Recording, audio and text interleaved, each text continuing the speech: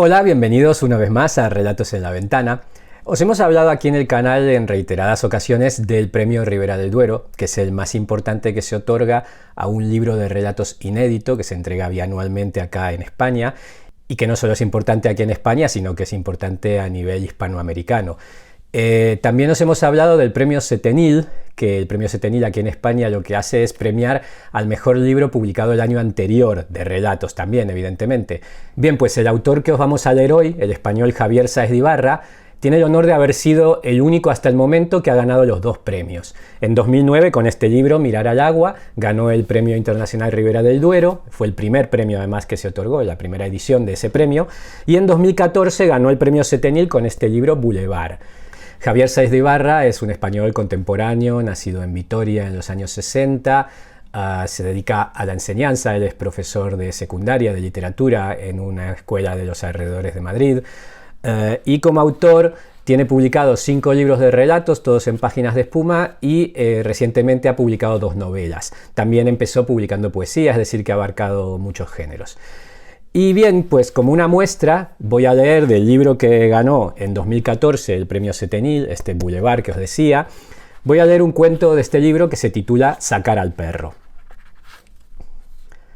La mancha de nacimiento que tenía en las partes posterior y lateral del cuello, una forma indefinida y alargada de unos 15 centímetros, casi negra, con algunos cabellos, había sido causa de problemas en su vida.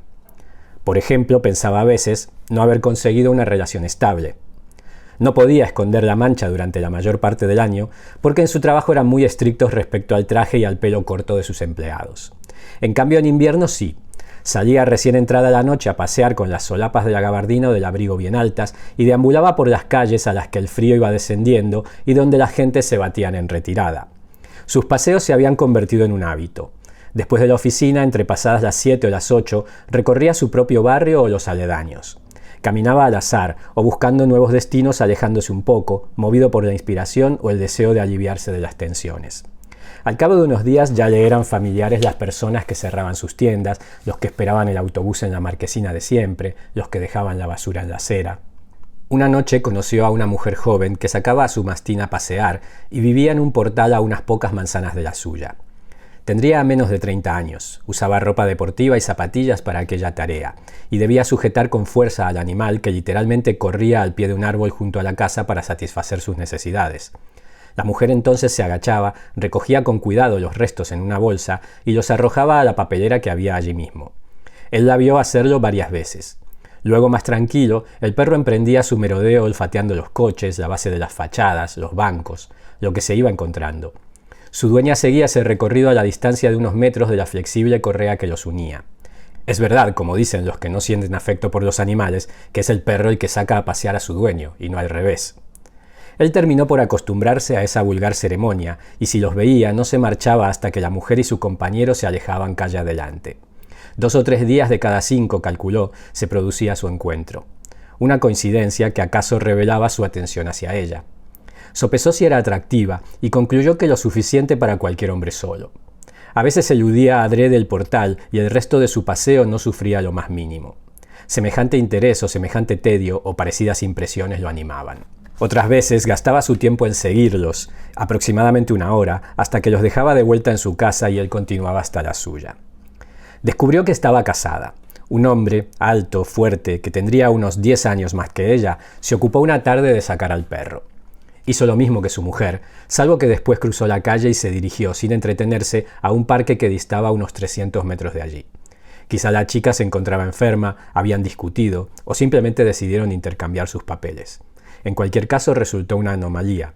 Un día o 2 después volvía a ser ella quien se encargaba del animal.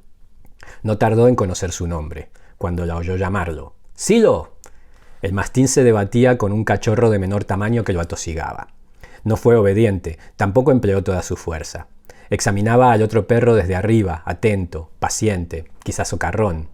Es un caballero, se dijo.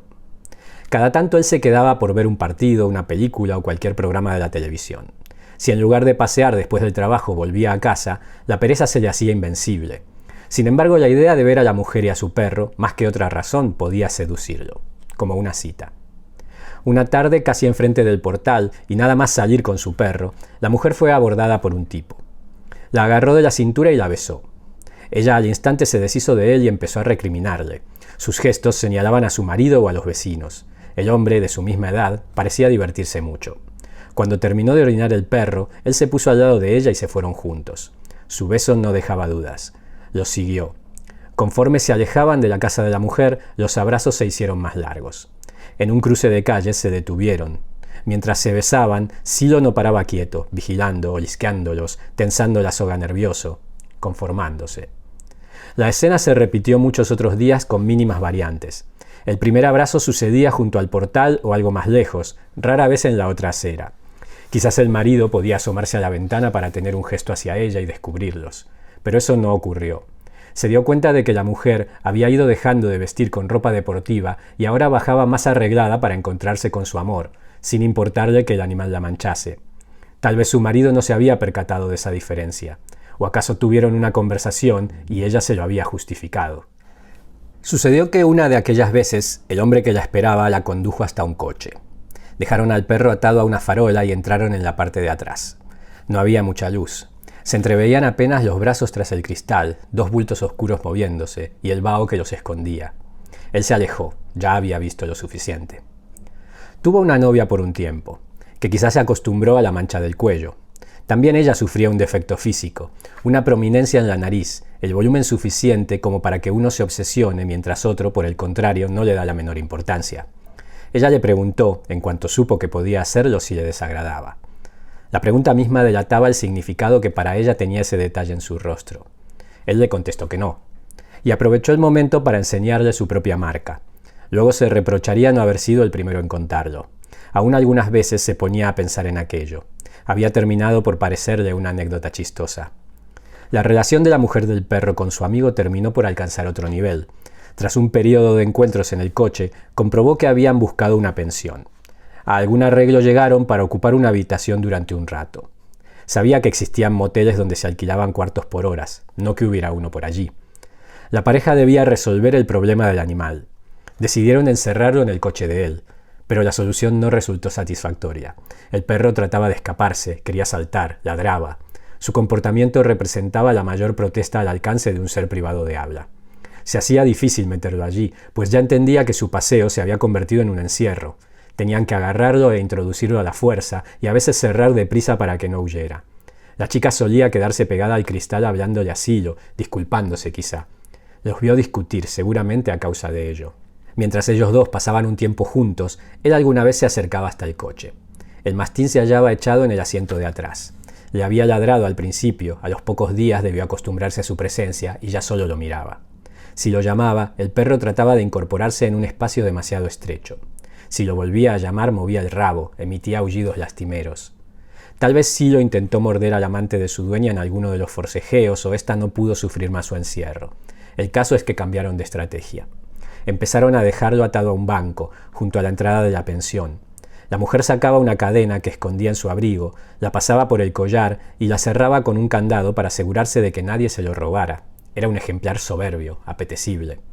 Desde la recepción del establecimiento no podía verse el lugar donde lo dejaban, de manera que el hombre pudo acercarse a él sin temor a ser descubierto. Se quedaba sentado en su mismo banco para acariciarle la cabeza, palmearle los costados, entretenerse en comprobar sus reflejos. El perro lo reconocía y se volvía loco en los momentos del recibimiento y la despedida. «Guapo, Silo, guapo. ¿Te ha dejado tu amita?» «Es mala tu amita, con lo hermoso que tú eres». En una ocasión la pareja lo descubrió justo cuando se marchaba, y al perro ladrándole y meneando la cola. Días más tarde lo sorprendieron tocándolo. La mujer lo miró con curiosidad, el hombre molesto. «¿Le gustan los perros?», llegó a preguntar ella. «Es precioso, me he parado un momento a acariciarlo, no le importa», dijo. «¿No estaba aquí el otro día también?», lo interrogó el hombre. «¿Yo? Puede ser, quizá», mintió. «Vivo por ahí, este es el camino de mi casa». Dejó pasar un tiempo sin verlos. Meditaba sobre las palabras que le habían dicho, sobre el significado que podían tener para los dos amantes. Si él habría creído su justificación y si la cercanía de su casa, como había explicado, podía representarle algún problema. También si la naturalidad con que lo trató ella representaba una forma de comprensión, algo más. Finalmente decidió volver. Comprobó que la rutina de la pareja no había variado. O se quedaban en el coche o se refugiaban en la pensión. siempre con el perro a cuestas. Alguna vez el marido se encargaba de sacarlo. Esas tardes, por lo general, el amante no aparecía, quizá ella lo avisaba. Otras, en cambio, lo encontraba ahí, a distancia de su rival, apostado junto a una cabina o entre unos coches.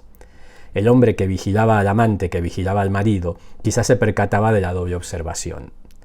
Al deshacerse la escena, él seguía al joven decepcionado hasta su coche o veía marchar al marido hacia el parque, o se quedaba quieto en el mismo sitio, y luego el resto del paseo se le volvía un recorrido diferente, acaso más solitario o más idiota.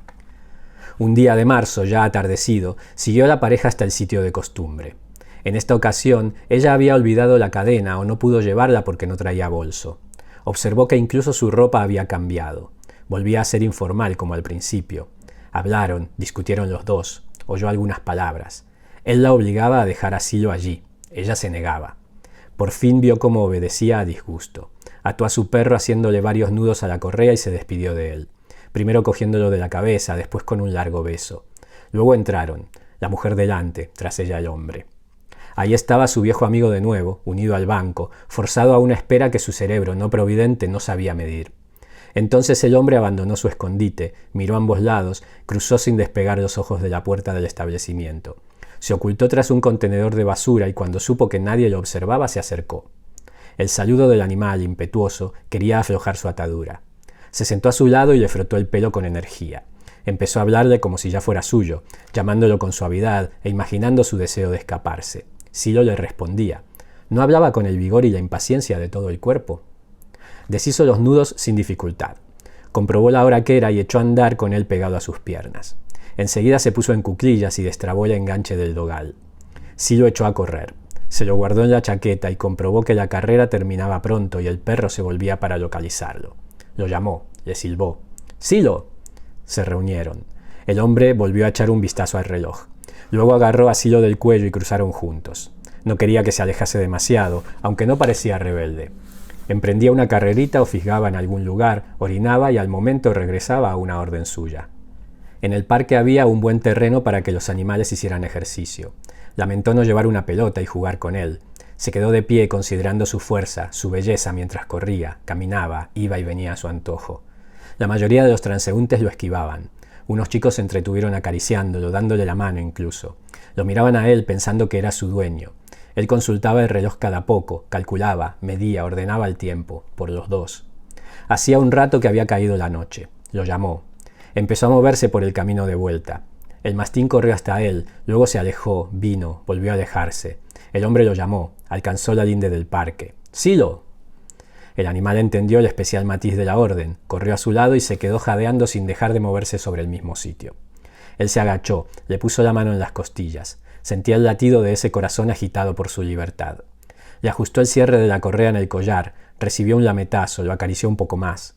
Luego se puso de pie y empezó a caminar de regreso. Ciertamente no había pasado mucho tiempo, ni media hora. Sin embargo, la pareja ya se encontraba en el banco. Al ver al hombre y su perro, la mujer se quedó estupefacta.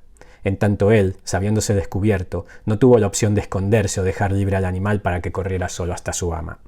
Así que llegó hasta donde estaban y le entregó a ella a la mano la correa de Silo. Hablando el primero, quizá podría manejar la situación. Dijo: «Lo vi solo y le he dado un pequeño paseo, perdonen la confianza». Sin añadir una palabra, dio media vuelta y se alejó. Le pareció que el hombre lo llamaba, apretó el paso. Volvió a sentir su voz, más alta, creyó distinguir algunos insultos. Por la primera bocacalle se introdujo y echó a correr. Unos minutos después volvió a la misma esquina, se asomó y vio a la pareja peleándose. El hombre hacía aspavientos. Luego caminaron distanciados sin hablar, sin mirarse. Él llegó a su coche. Ella se había detenido bastantes metros antes con el perro, indiferente a todo. No advirtió ningún gesto de despedida.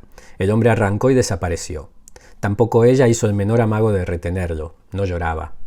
Si era un final, no había patetismo. Si era una interrupción, ya lo sabría. Pero la mujer ni siquiera se apresuró a volver a su casa. Tocó al perro en el lomo, comprobó que la correa estaba bien ajustada, se quedó un rato examinando uno y otro lado de la calle sin objeto aparente y empezó a andar. Se dio cuenta de que solo sabía el nombre del perro. En cambio, conocía el secreto de ella. Quiso imaginar que si esa vez habían salido tan pronto de la pensión, es que algo ya estaba fallando con su amante. Lo cierto es que no volvió a verlos juntos. Espió a la mujer. las mismas operaciones, los mismos itinerarios, las mismas atenciones hacia el mastín. Había dejado la ropa deportiva de las últimas veces y volvía a otra un poco más formal. Llevaba el pelo recogido con un broche que se ocultaba entre sus cabellos. Debía contar 30 años, bastantes menos que su marido, creía él. Quizá no era una belleza, aunque había encanto en su modo de comportarse. Su voz tenía cierto deje dulce, cuando llamaba a su perro incluso, se reconocía. Este es el relato Sacar al perro, de Javier Sáez de Ibarra. Espero que os haya gustado.